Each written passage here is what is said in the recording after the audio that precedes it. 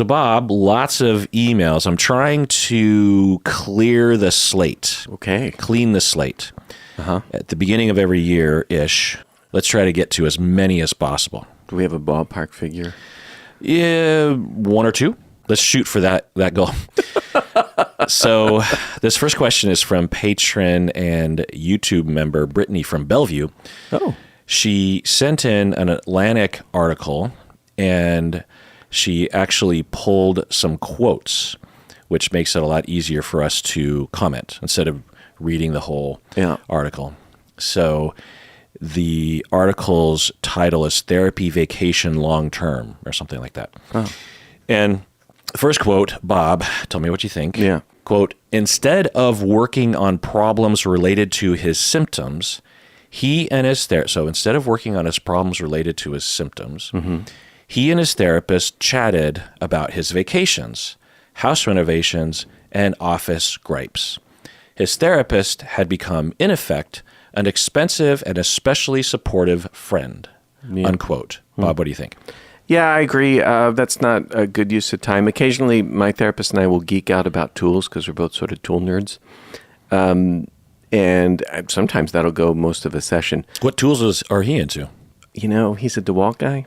I'm a Makita person, though. I think if I had to do it again... power tools. Power tools. Because you're into these hand planers. Hand and all planes, that. yeah, they're cool. Okay. So you geek out on like the common sort of do-it-yourself tools. Yeah. Okay. We shop at the same Home Depot, but I haven't run into him.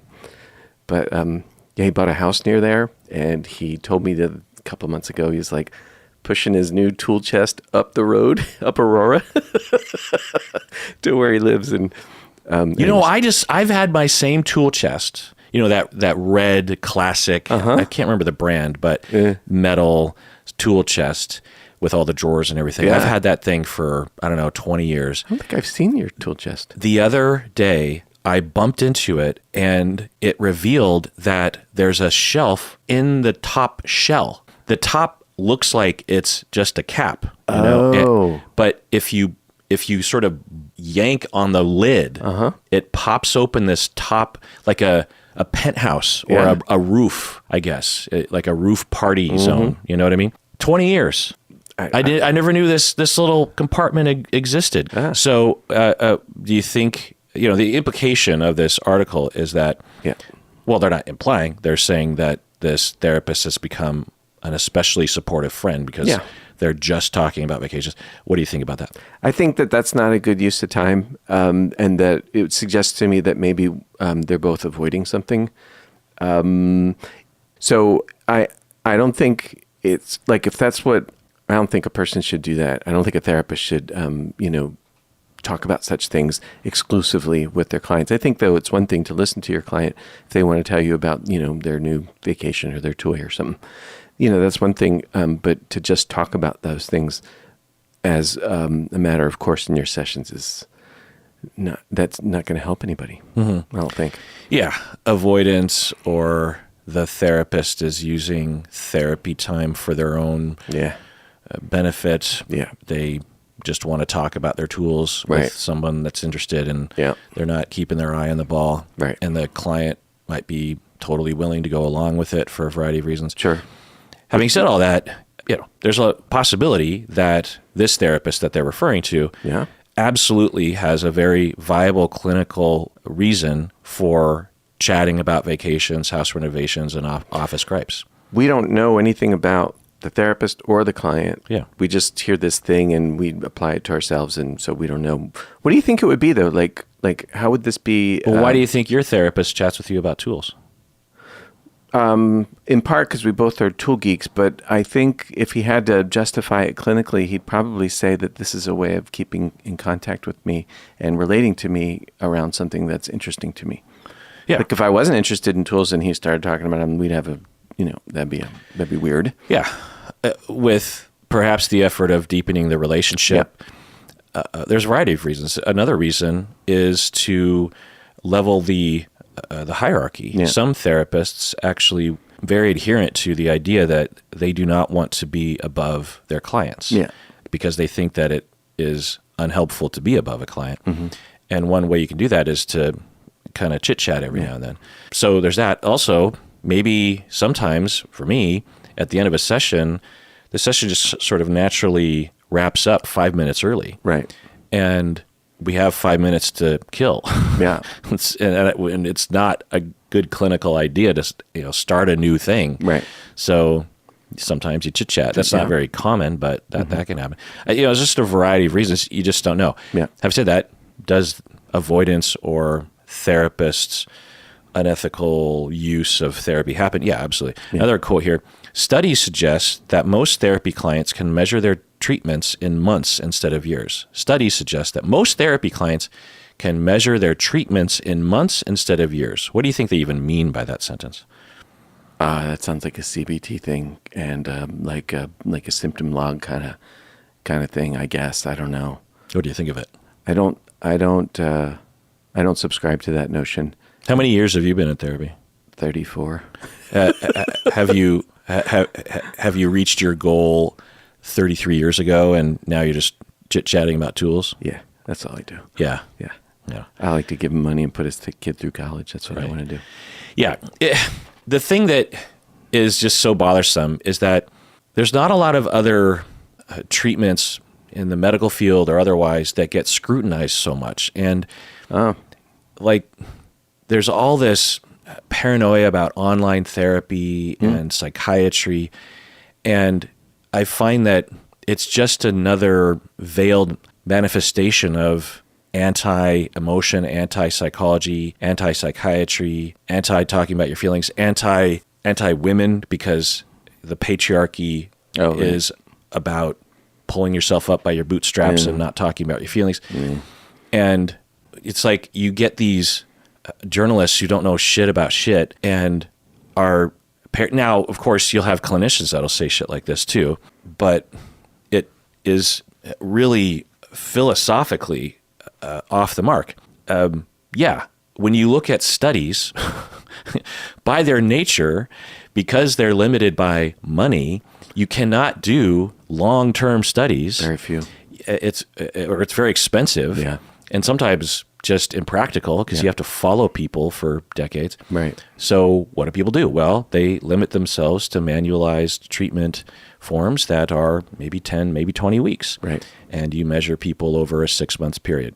And you have to limit the variables to very discrete number-related measures, like the measures of depression or anxiety or something. Right. So to say that studies suggest that most therapy clients can measure their treatments in months, even just their treatments, that word is kind of funny. So just because the treatments happen to be geared in terms of more short-term than years, what does that say about, and also people come to therapy for a variety of fucking reasons.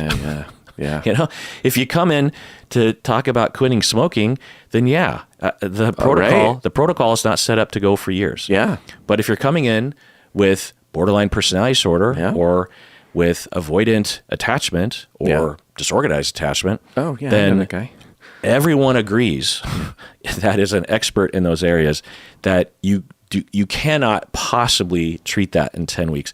Can you do something about it in 10 weeks? Yeah. Emotional awareness, emotional regulation, maybe. But we know the studies show that it's not going to be short-term, and the protocol actually literally says long-term therapy. Usually they'll say in the years, 1, 2, 3 years, that kind of thing. But even then, I've never seen someone with legit disorganized attachment or borderline personality disorder or any personality disorder that is diagnosable. I've never, ever seen that person completely recover or even like 80% recover in under 5 years, honestly. So that's stupid. The next quote. The problem is some of the most commonly sought versions of psychotherapy are simply not designed for long-term use. Yeah, that's dumb. The next quote. Therapy comes in many varieties, but they all share a common goal. To eventually end treatment because you feel and function well enough to thrive on your own. Therapy comes in many varieties, but they all share a common goal. To eventually end treatment because you feel and function well enough to thrive on your own. What do you think of that? Well, I'd say from the 10,000-foot view, any person that's providing care ought to have in their mind a completable, let's see, I don't even know if I like what I'm saying. Yeah, I mean, in general, yes. You should not be like trying to make career clients. Right. You shouldn't be trying to do that. But a person can decide for themselves how long their therapy wants to be and what their goals are, and those can shift over time. I know mine have. And who knows?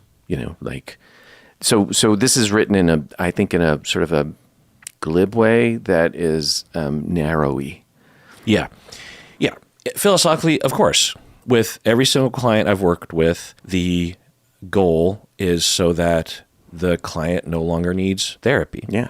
Absolutely. And for a lot of people's issues, that's just not realistic, and it's not really on my radar. I'm not every session or even every couple months going, can I terminate with them? Right. That's just not what I'm thinking about. With some clients, yeah, absolutely. And usually it's because I feel it in session. I'm thinking, we don't have anything to talk about, anything therapeutic to talk about.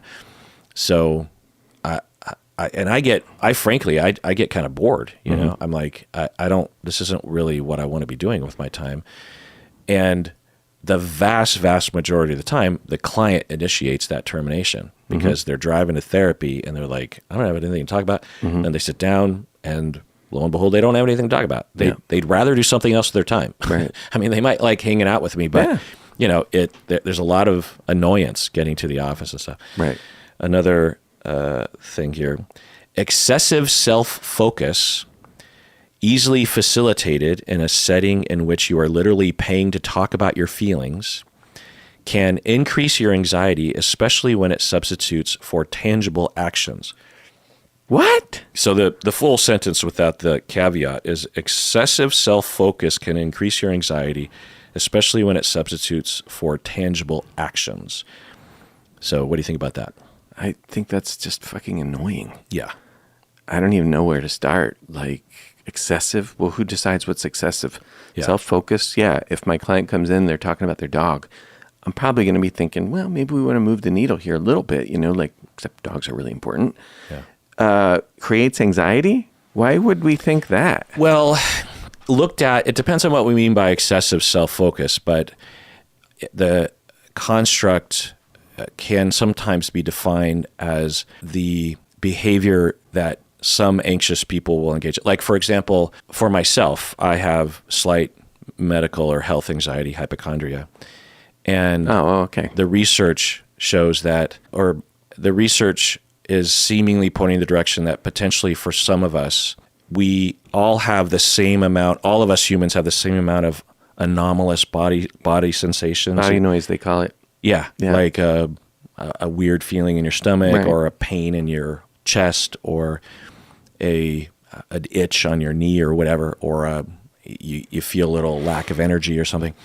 And for the health anxious people, they are, one, hyper-focused on paying attention to those things, and then they interpret them in the worst-case scenario. They catastrophize it. Yeah, okay. So the self-focus. So sometimes for health anxiety, it can help for individuals to just stop paying attention to their body so much. Oh, yeah. And just focus on other things. Right. If you're just sitting there worried and focusing on your body, that's one thing. But if you're out and about, socializing, working, you're in the flow of your life, enjoying your life, you might not have the focus or the attention to notice those things, which can help, But it's complicated because, of course, it's very unhealthy to avoid your body and your emotions and your needs, So it depends on what we're talking about. Well, that's a description of what to do about worry. Worry is not self-focus. Worry is actually problem-solving. It's problem-solving stuff that's not solvable. But a focus on your body could include, this is what this feels like. This is this gurgling in my stomach. Okay, I just pay attention to the gurgling and I let go of the worrying. And chances are I will habituate just to the sensation of that I'm having in my body, or the pain in my knee, or the headache, or whatever it is, because these are just body sensations.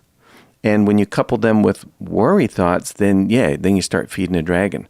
So excessive self-focus, I don't know what it means, but if they mean focusing on what could happen, then yeah, that's going to drive anybody nuts. It will just increase worry. But if it's just pay attention, like when you do good exposure therapy, actually what you do is you pay attention to the trigger. And the trigger could be spiders or heights, could be body noise, could be a memory of a trauma. And if you're not focusing on the memory of the trauma over and over and over again, you ain't going to get better. So excessive self-focus it's swinging too big a bat at something. Yeah. And we'll miss the boat on the thing that on the things that matter. Yeah. And again, patriarchy. Yeah. This idea of you're so narcissistic, or you're so immature, you're so weak that you're dwelling on the past, and you're excessively self-focusing. And if you just, this is just a version of that patriarchal notion of just slapping someone who's struggling across the face and saying, stop thinking about it. Right. That's literally what this sentence is saying. Yeah. And it's interesting that by the end of the piece, then they reveal the patriarchy. The whole article is geared that way. Oh. I didn't read the whole article. It's just, these are just the quotes. The little clip notes. Is it possible that the article had more balance to it? But I don't know. Yeah. I'm guessing that Brittany sent this to us because it pissed her off. And so let's take a break. We get back. More emails. What do you say? Yeah. All right. We're back from the break. Let's do an OPP. Berto? Bob. I get us mixed up too. Usually I'm doing OPPs with Berto, but I guess that's where it comes from. Anyway, so these people became patrons all the way back in the middle of 2021, and they did not list where they're from. Oh. So there's just a bunch of names here. Let's make stuff up. Yeah. We got Lena. Where do you think Lena's from? She's from Greece. Lauren? Greece. Luzia? Athens. We got Claire, Madeline, Julia, Chris, Raylan, Amanda, Jason, Brian, Nadia, Russ, Megan, Marcus, Ruby, D.I., I believe, Sandra, Daphne, Armenta, Brittany, Arij, and Laura. Thank you for becoming a patron all the way back then and staying a patron through thick and through thin. They're all from Aiken, South Carolina, just so you know. Aiken, South Carolina. Yeah. Oh, hey, before we get off that, I wanted to say something to Caitlin, who sent me a card. Thank you for the card. I read it. It was really lovely to read, and good luck on your project. Yeah. So, middle tier patron Danny from Australia, she says, "Hi, Dr. Honda and Bob. I was wondering if you could speak about victim re-traumatization when reporting incidents of abuse to police."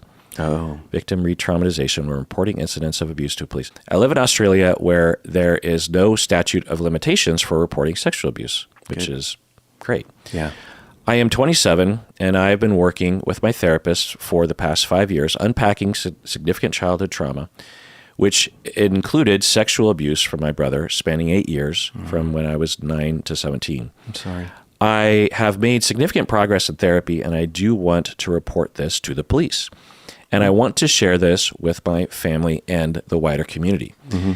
The main barrier preventing me from taking this step towards justice is fear of re-traumatization. For example, having accounts disputed by lawyers, recalling specific instances of the details to the police, and general stigmatization. I am working with my therapist, but I haven't been able to find much research on this and was wondering if you could speak more generally about how the legal system does or does not emotionally support victims. Thank you both so much for everything you do, really. Bob, what do you think?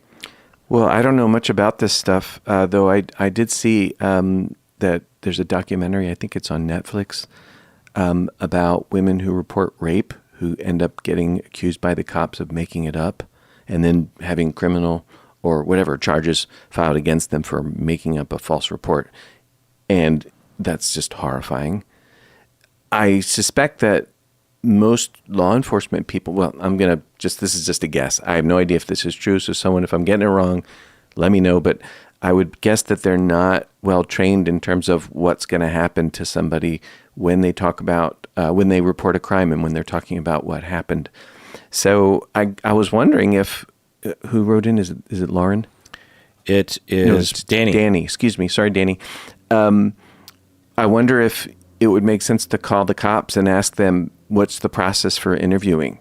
Like, if I want to report this kind of crime, what will my experience actually be like, and who will I be talking to, and what's their experience of working with folks taking reports without causing harm, because somebody thought of it. I mean, you're probably not the first person to think of it, and it might be that you run into a brick wall where they're like, "Yeah, just come and tell it," But maybe they're more savvy. I mean, I would hope so, anyways. And let us know if they are or aren't or whatever. And in terms of the legal system, yeah, lawyers are game players, and that's not. I don't mean that as a slam. I mean that a trial is a game that you try to win. And you just do whatever is within your power to do in order to achieve the outcome that you want. And it does not give a shit about the well-being and welfare of anybody, including, in this case, the victim of a crime. So you have, I think, probably reason to be concerned, though, depending on where you're at in your therapy, the memories can become less traumatic to recall when you've done good exposure work. Oftentimes, I remember, I won't bore you with the details. I know a group of women who went through exposure therapy, and they moved from tremendous anxiety about the things that had happened to them to a feeling of outrage, anger, and sadness, because these things that happened to them were terrible. But they moved through anxiety, and so, as I understand it, they were less traumatized by recalling or talking about the things that happened. Doesn't mean they'd ever were like, yay, I want to talk about it, right? But that talking about it wasn't as provocative as it was, say, before they went through the exposure therapy. So it's possible that this won't be as bad as you think it'll be. Yeah. So, Danny, the research will not be easy for someone to sift through, particularly for a layperson, because the research typically doesn't provide this kind of overall guidance. Research typically will look at a narrow question, which lends itself to science, and then it's up to others to pull everything together. So let me attempt to do that very briefly. One, of course, you're in therapy, talk with your therapist, and consider their guidance to be paramount here, particularly around the topic of how susceptible or how vulnerable you are to re-traumatization in general. Because if you you don't even mention if you actually have PTSD. Having been abused, you're going to have effects, but that's different than having PTSD specifically, meaning that when you get triggered, when there's a reminder, you have a massive spike in distress. Yeah. Often, when you are either asked to or you decide to recall the events itself. Right.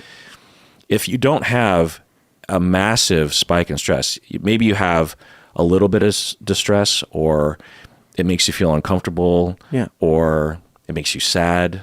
You don't like to think about it, but it's not intolerable. People with PTSD, it is intolerable to remember what happened. It is intolerable to be triggered. It's not just kind of, uncomfortable or sad. You can be traumatized, not have PTSD, and when you recall what happened, you can have tremendous emotion. You can have grief, you can have anger, you can have a lot of sadness, a lot of confusion and disillusionment. You can feel a lot of really intense feelings, but that's different from distress, because with distress and terror, which is probably a better word, that becomes more acutely neurological and will compound the PTSD, will make it so that your body actually physiologically reacts to the triggers and the memories and anything that is reminding you of it, such that the secondary PTSD symptoms will start to kick in, where you start to pull away from yourself and other people. Right. You start to look to other ways of coping. You start to retract from the world. You become hypervigilant and you become easily startled. It starts to affect your sleep and your dreams. It's that terror that happens. And of course, you're talking with your therapist about this. So that's the key, because if you are recovered from PTSD sufficiently, or you don't even have it to begin with, but you have all the other emotions that are intense, then it's much less of a minefield for you personally. The other thing is that you can't know about how the law enforcement and all, how the whole system will react to you. You can actually listen to an episode that we did a few years ago with Christy, and we talked about the Netflix series called Unbelievable. And in that show, it's a real story about a young woman in Linwood, actually just north of Seattle, who was raped and went to the police. And the initial police investigators were well-meaning, but they weren't trained, and they're men. And they went down a road of investigation and questioning her that resulted in her kind of getting a little flustered. And because they were treating it like the way you would investigate any crime, like a robbery or something. Sure. But when it comes to rape, certain things need to be considered. The victim, their trauma, their feelings of shame, their feelings of self-blame, society, especially women. And the investigation goes, and it's really good at showing how that would happen, how you could have two cops who aren't out to get the victim, but because they just don't know shit about shit, they're shit investigators. And then she essentially becomes blamed for lying or something. I can't remember the full story. Yeah. And then two other officers, women, who are, I think, state investigators, and they're investigating a serial rapist, and they come across this report, I believe this is how the story goes, and of this woman that it happened a while back. And they contact her, and they have to kind of pull her out of her shell to get her to say, and they approach it completely differently. Yeah. Trauma informed is the word that people will say now. And you can't know, Danny, who you're going to get. Yeah. Now, there might be a way to vet that. Like, you could, if you know someone that works at the department, and say, like, who's a good person to talk to. Also, going with an advocate. You could literally go with your therapist, potentially, if your therapist is up for it. I've done stuff like that. And you have a lot of prep with the therapist beforehand, like, okay, how do we signal each other that you're done or whatever? So you could also get a lawyer, potentially. You could speak through the lawyer. There's things you can do. But because your question is, you're wondering if we could speak more generally about how the legal system does or does not support victims. I would say in general, it does not support victims. Might you find some professionals in the system that are supportive? Yeah, but it's not set up to do that. And I wouldn't look to the system for emotional support. Yeah, right. Good point. I would just look for the system to do what you want it to do and stay out of your way, essentially, or to not make it worse for you. But it's a roll of the dice. You can't know. And once you get into the thing, you get a police officer who's really great, an investigator who's really great, and they help you and they're doing great. Well, it's the government. So they could pass the case on to someone else, or there could be other officers who get involved. And then you get into the court system, and like Bob said, the opposing lawyer, which the alleged perpetrator deserves to get, that lawyer is going to go after you. They're going to do everything in their power to get you to crack, or to get it so that you're not credible source of information. And that is rough to sit there in court day in and day out, and the prep and all that stuff. It's rough. So even in the best of circumstances, it's hard. Having said all that, I've been with a lot of clients as they go through that, and it could be extremely liberating to even just go through this process, let alone put people behind bars. So there's a lot of payoff. And I've seen people go through it, and even though the system isn't sensitive to them, they have their support system and they don't give a shit. They're just like, yeah, I knew that it was going to be like this, and I'm not here to make friends, and I don't need people to hold my hand because I'm strong and I deserve justice, and I'm going to do everything in my power to prevent this person from being able to abuse other people, and I don't give a fuck. And, there's just a lot of different approaches. But let's take a break. We get back, more emails. What do you say?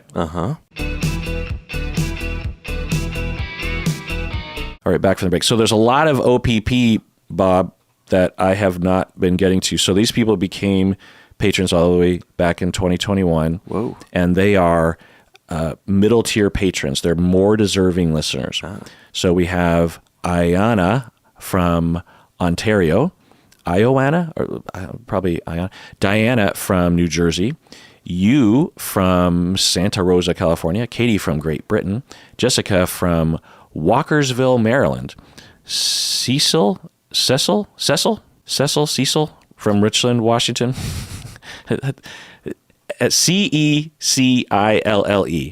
Cecille. Cecile. Yeah, God, I'm so dumb. James from Columbia, Maryland, and Yeehaw from God knows where. Thank you so much for becoming a patron and staying a patron through thick and thin. So, next email, Bob, if I were to open that thing. Oh, I wanted to talk about the other night when you and I went out to dinner because...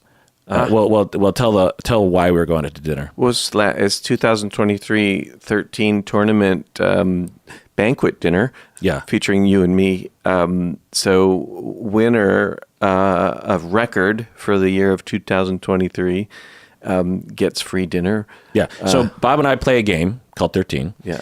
And I, at the beginning of 2023, thought, because we're like, do we play for money? And I thought, well, what if we just created a spreadsheet, and whoever comes out on top for the year takes the other person out to dinner, and they're like, oh, okay.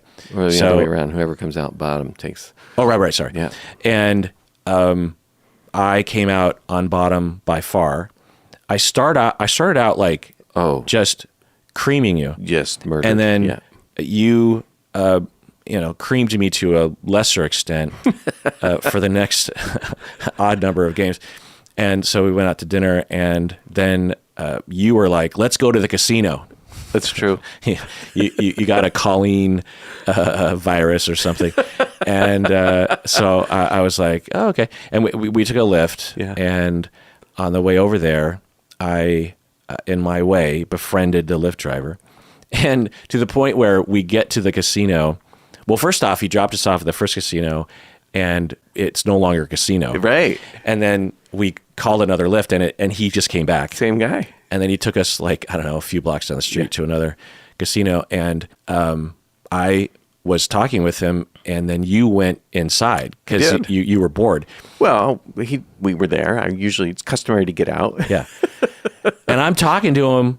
Just totally 20 minutes. Yeah, maybe longer. I totally engrossed. I was talking with him about his life. His mom was suffering from cancer, and we were crying together. Oh. And he's from Pakistan, and just hearing about his life. And then you came back to the car, and you're knocking on the window. You're just like, so are we gonna go into the casino?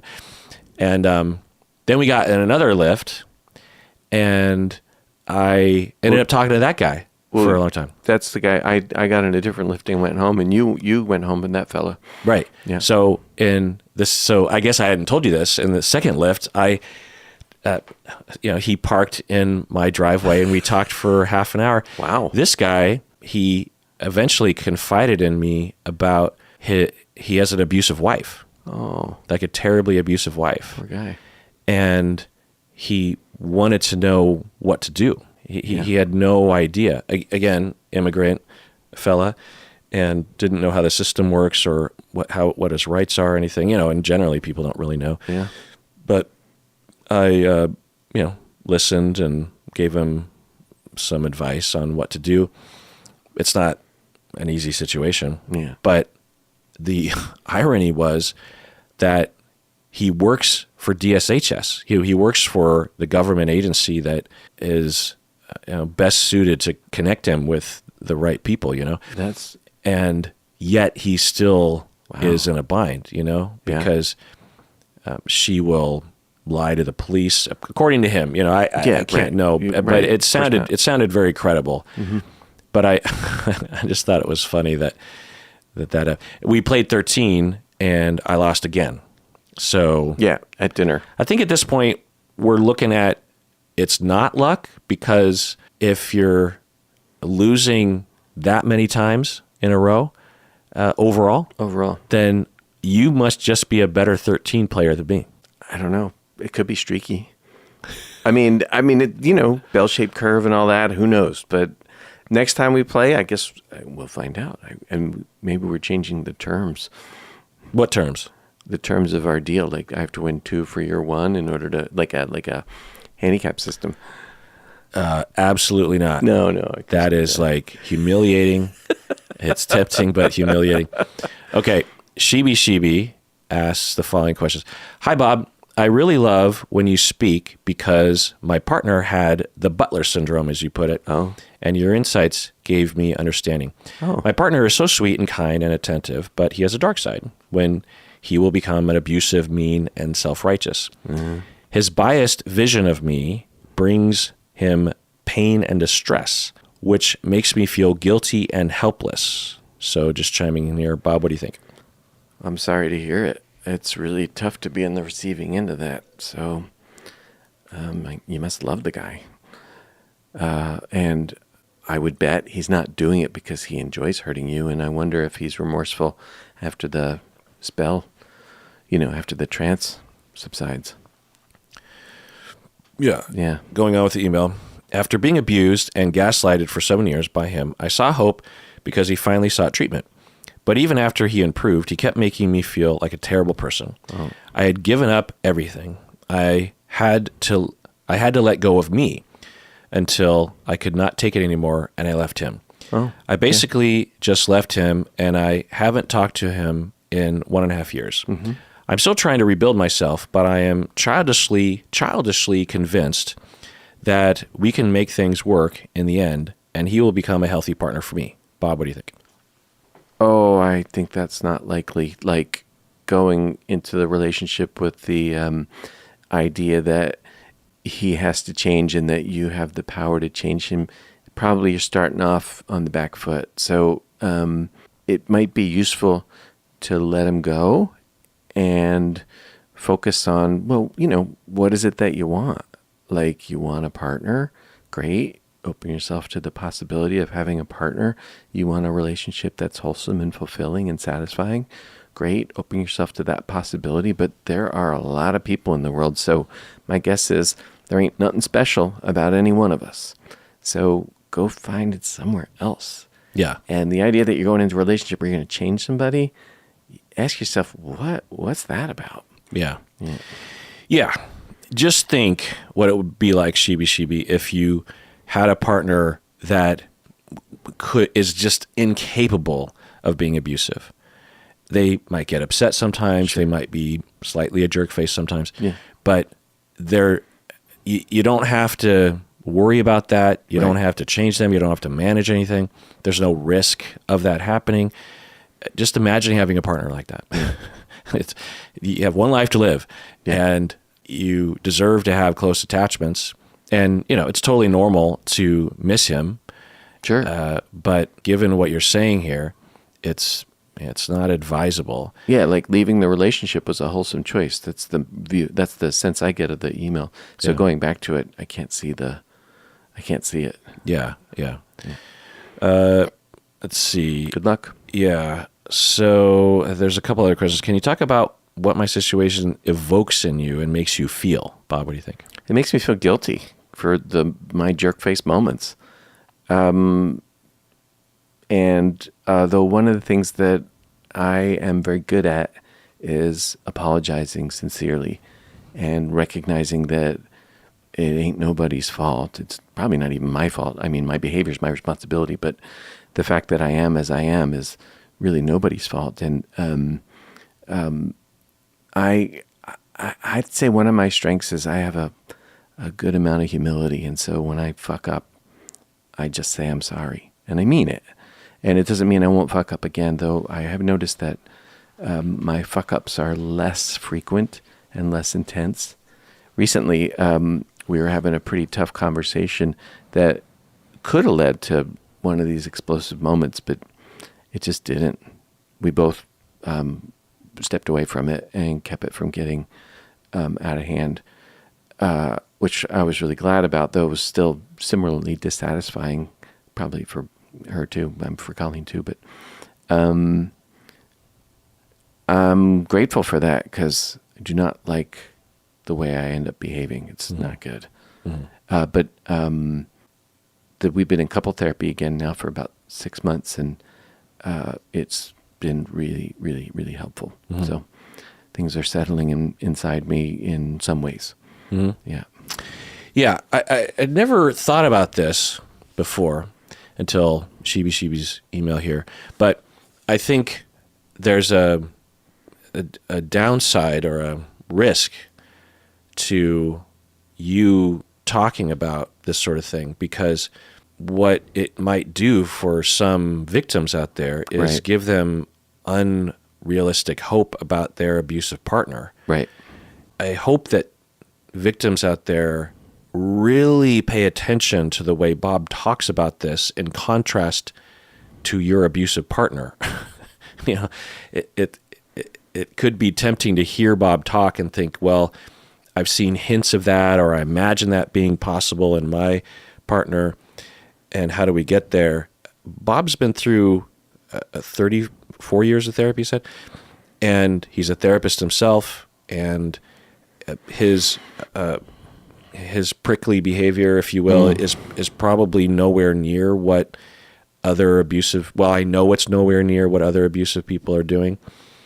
But the key is that you, for decades now, have been admitting to Colleen and to yourself and to your therapist and others that you get this way. Yeah. It doesn't feel good, no, but you say that. And, you know, most abusers never admit that to anyone, let alone themselves. Yeah. They're underneath the behavior is similar in all likelihood to what Bob talks about for himself, but there's a huge difference. Bob, you know, apologizes. He feels bad. He works on changing. He, without prompting, has been going to therapy before he even met Colleen. Oh, yeah. He wants to go to couple therapy and participates meaningfully. And there's a huge difference there. Bob is extremely rare in that way. So just be careful about hearing Bob talk and seeing some, parallels with your abusive partner and thinking, well, maybe my partner could be like Bob. That's a stretch. Yeah. It's possible, but it's a stretch. And a dangerous thought to think, honestly. I'm glad you're saying that, man. I don't want anybody to have some false illusion just because the way I sound is going to match the way their partner sounds or they sound, and I don't know if that's true. Yeah. The reason I don't even like talking about this. I mean, I'm embarrassed to say any of this stuff. But the only reason I say it is, my usual thing, which is if my example can be helpful, then I'm willing, not happy, but willing to share it. But I certainly wouldn't want anybody to be misled. Yeah. Yeah. I hadn't thought about that. Yeah, I'm glad you did. Yeah. Patron Cinnamon says, "Hey, Bob, I love the episodes with you because I also have disorganized attachment, and I think your experience is the closest I've heard to my own experience. Huh? I recently started a new relationship, and I went into the relationship very intentionally trying to make it healthy. Using the info I've got from you guys has definitely helped, as this relationship is the best I've been in.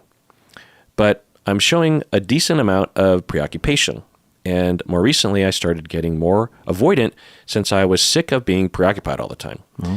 We don't fight much because I try to start conversations in a healthy way, and he is pretty receptive to it usually. How do I keep my disorganized attachment and complex PTSD from destroying my relationship? Thanks for all you do in making the world a better place. Thank you. Bob, what do you think? Thanks very much. That's a kind email. I don't know what to tell you because I don't have a sense from what you wrote about what happens that gets in the way. The one thing you said is that you find yourself avoiding. So maybe push against that and not avoid in the areas that you're, in the times that or when you find yourself doing it, approach him and let him know, this is what happened. This is, and revisit whatever the thing was or the circumstance or whatever to push against avoidance. How does your avoidance show up? Does it show up like being a butler?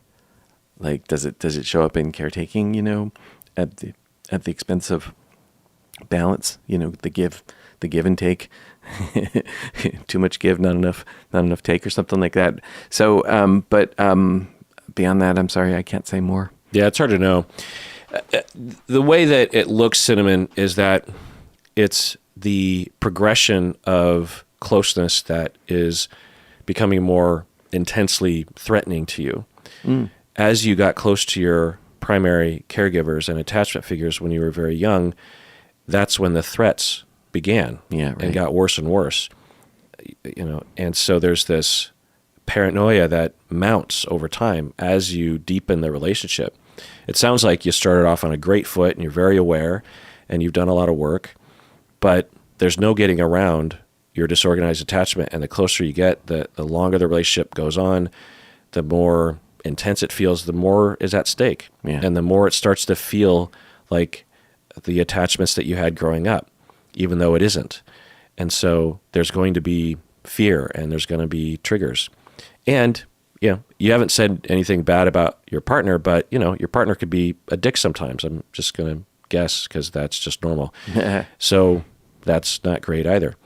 So I would say that, of course, couple therapy can help. But if there's one thing that I might suggest that you didn't mention, maybe you're doing this, is to put words to this with your partner. Like you're saying that you try to start conversations in a healthy way, and that's great.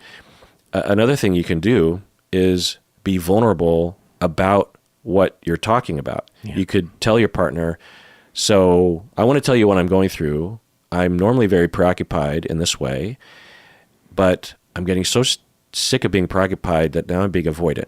Let your partner in and say that you don't want to be this way, but it's becoming kind of imperative, and just put it out there. Your partner might figure out ways to help you with it.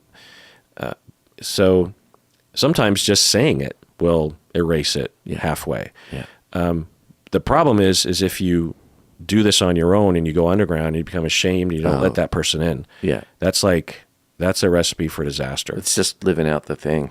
Yeah. And before long you resent your partner and they feel that and they start to resent you and you're right back to where you started. So, your relationship is going to be the thing that teaches you about what you need. As it evolves and deepens, that's when the thing's going to show up, and that's when you'll be learning, oh, this is how I roll, and working against that. But, write us in 3 years and tell us how it's going and what you've learned since. Anonymous middle tier patron and YouTube member, she says, I wrote to you and Bob over the summer about my long-term boyfriend cheating on me, and you both so very kindly answered the letter on air. Oh. He had engaged in a short-term physical relationship with a mutual acquaintance.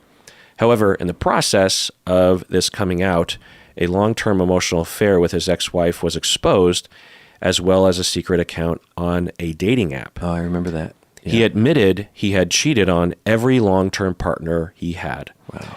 But it had all gone undetected, which did not surprise me because I was completely shocked that he was capable of this kind of behavior as well, because he is generally very sweet-natured, gentle, and shy. Not at all what comes to mind when I think of a serial cheater. Bob, just chiming in. What do you think? I feel sad. That sounds just painful all around, and I'm kind of curious about where this letter's going. Yeah. Yeah. The thing I'll say, anonymous middle tier patron, is that the stereotype of a cheater is generally not true. Can someone who looks stereotypically like a cheater be a cheater? Absolutely. But the vast majority of people that I talk to who cheat, clients that will tell me that they've cheated, you would never think. That's part of the whole problem, is that they're not open about what's going on with them, and they have other means of expressing themselves, i.e. cheating. Yeah. So, yeah. And in fact, for me, I have kind of a stereotype that the sweet-natured, gentle and shy and overly pleasing, unimposing people can sometimes be some of the worst people behind the scenes you've ever met. I mean, I don't always think that, but if I've run into it enough times, to me, it's almost like aggressive niceness. It's weird.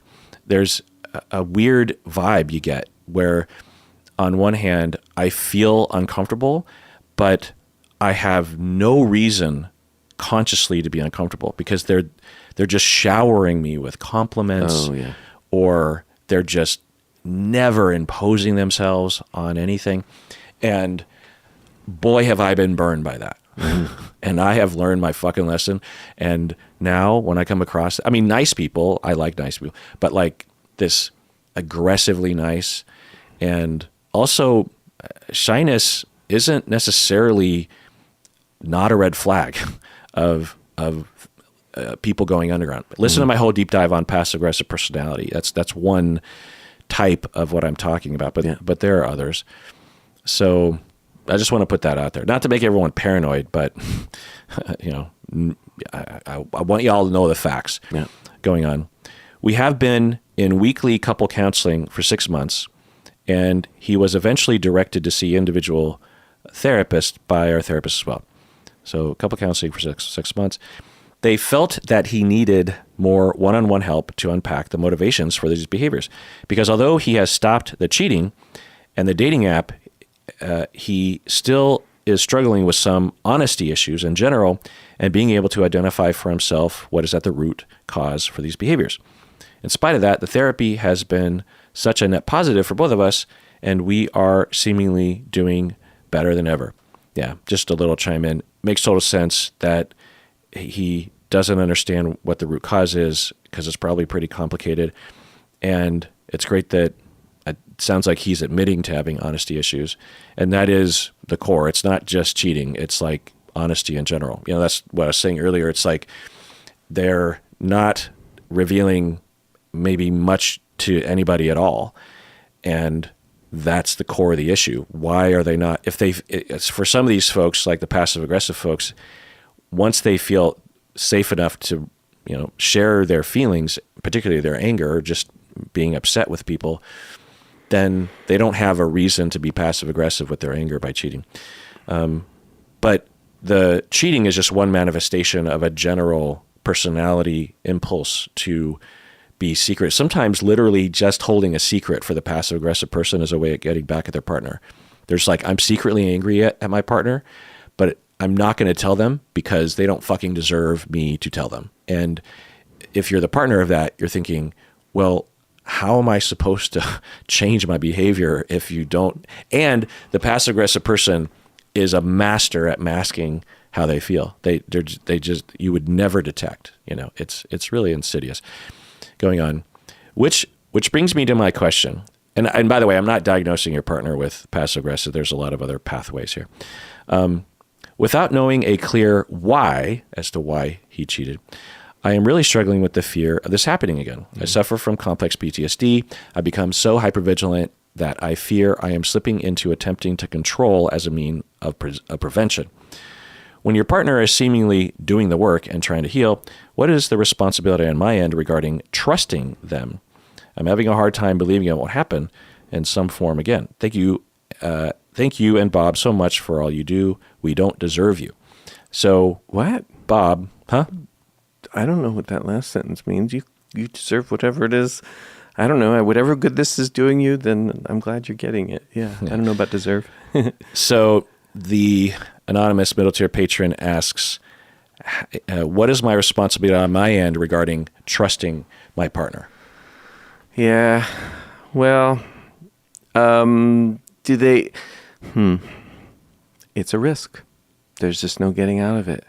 So I guess what I'm going to say is not something I would have said 2 months ago, but I'm saying it anyways because I think it's true, which is when you're in a relationship, you are in each other's care. And it sounds like you and your partner subscribe, like most couples, to a principle of we tell each other the truth. And the thing is they could lie. And that's a risk, and there's just no getting out of it. But you put yourself in their care. And so what they, I believe, owe you is honesty. They owe that to you. And you've got a partner who has trouble with, I think honesty and intimacy are pretty much one and the same. You have a partner that's has a problem with that. And so I think that your partner's job is to be trustworthy, and your job is to heal. So you put your well-being and your welfare in your partner's hands, and they carry that with a sacred attitude, that they hold your heart, that you are indeed taking a risk. I don't think it works if you're not willing to heal, which is move towards trust, and it doesn't work if they're not willing to be honest. And there is just no getting out of the risk, though. But my guess is that if successful, you make something really, really cool, really valuable, and something really satisfying for both of you. I don't know what you do about the vulnerability they have to lying. That sucks. They can't lie to you, and you can't not take a risk. So it's sort of like you need them to change and you have to change, and you kind of both have to do it, or it doesn't work. Mm-hmm. Yeah. The other angle that I'll say is that I'll say this 3 times. Trust is earned, trust is earned, trust is earned.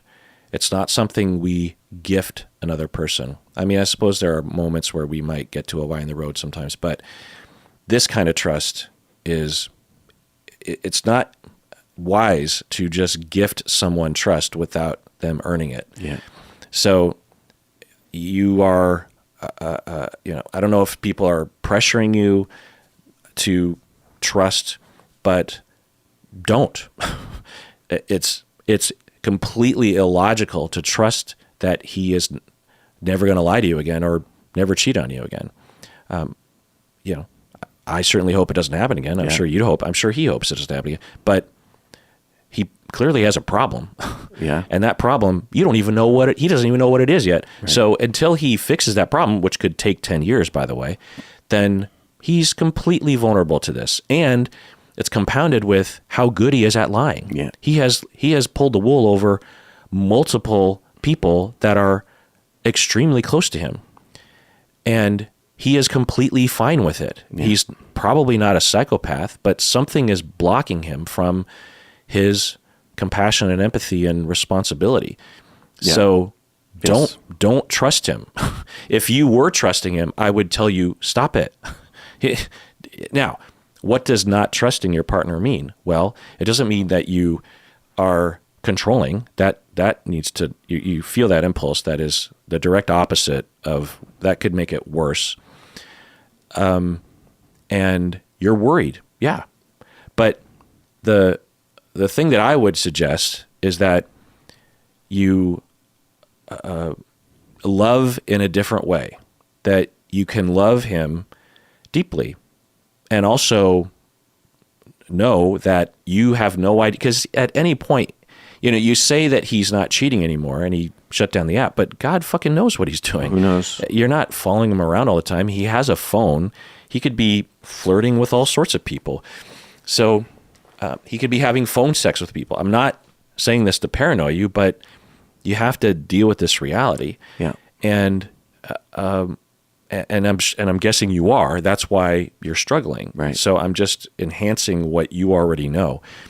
And you can love him deeply and know that at any point he could be cheating. And if that is too much for you, then, continue to talk about that with him. Those are the fucking consequences of fucking around. Fuck around and find out, literally, right? So are you punishing him? No. You're just dealing with the reality. And like I said, if you can, and I've seen people do this, you can deeply, deeply love him. It's not the same all-encompassing love as you might hope to have one day with him.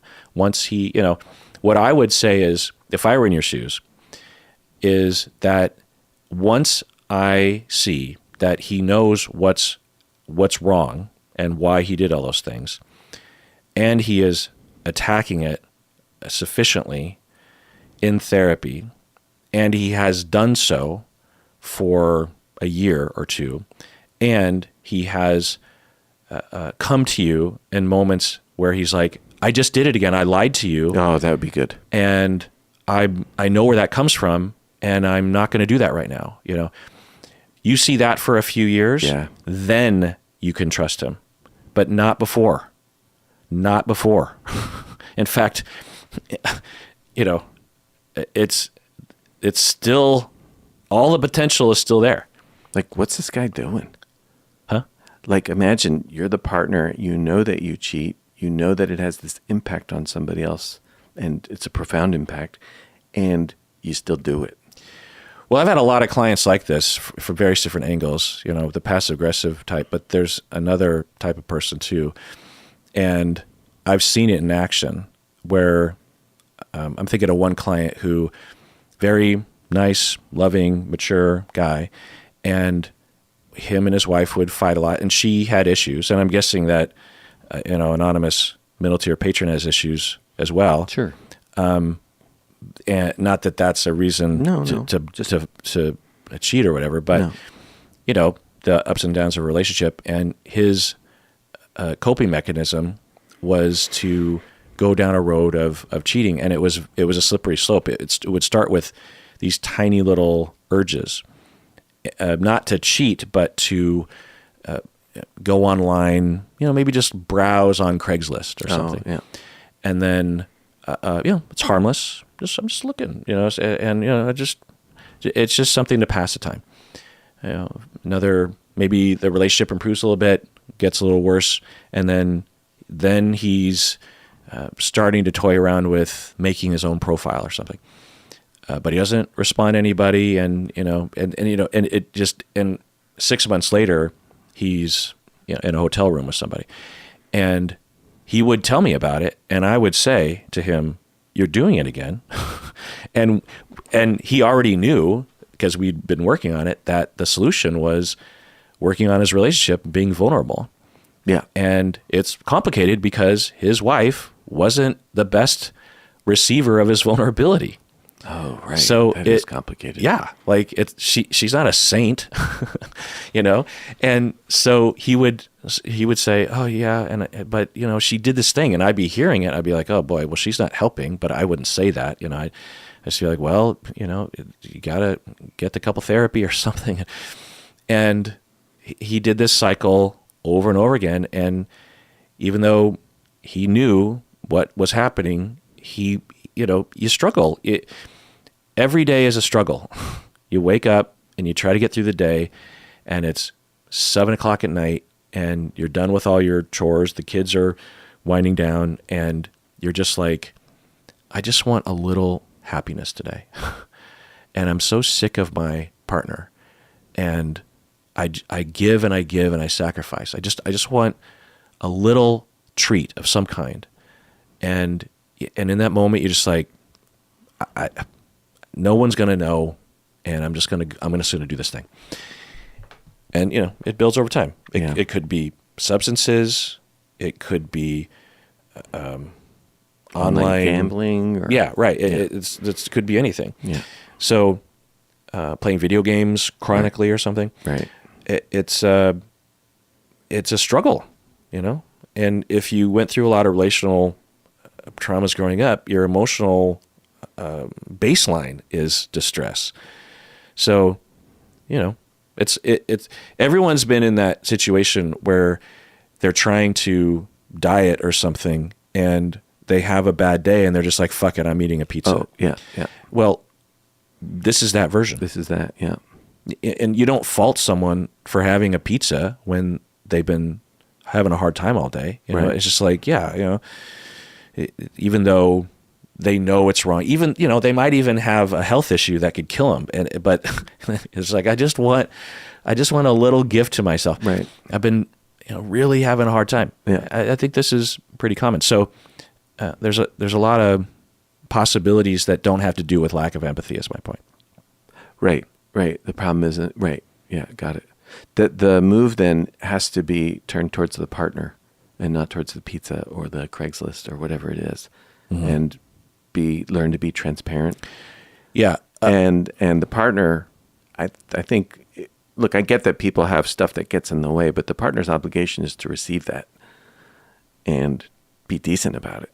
You know, like you want to trust that person. You have to welcome their honesty. Now, that said, I hear what you're saying about, you know, it's not like people have their own issues. So it might be very hard. It might hit a real insecure spot that just keeps the thing going. And I guess at some point it is reasonable to ask the question, what are we doing? Because this is not wholesome for either of us.